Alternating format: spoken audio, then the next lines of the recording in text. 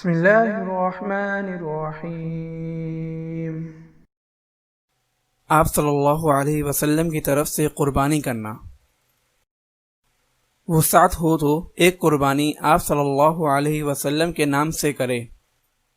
حضرت علی رضی اللہ تعالی عنہ سے مروی ہے کہ وہ 2 مینڈھے کی قربانی کرتے، ایک آپ صلی اللہ علیہ وسلم کی طرف سے اور ایک اپنی طرف سے۔ ان سے پوچھا گیا تو انہوں نے کہا، مجھے اس طرح آپ صلی اللہ علیہ وسلم نے حکم دیا تھا۔ فائدہ: قربانی کرنے والے پر مسنون اور بہتر ہے کہ جہاں اپنے اور اپنے اہل کی جانب سے قربانی کرے، وہاں ایک قربانی آپ صلی اللہ علیہ وسلم کی جانب سے بھی کرے کہ آپ نے جب قربانی فرمائی تھی تو ایک اپنی اور ایک امت کی جانب سے فرمائی تھی۔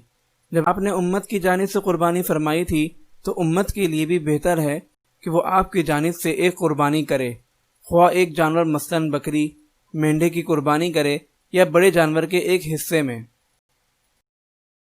ایک بہتر صورت یہ ہے کہ بڑے جانور میں 6 آدمی شریک ہوں، 7واں حصہ آپ صلی اللہ علیہ وسلم کے نام ہو جائے اور قیمت 6 آدمی پورے جانور کی ادا کریں۔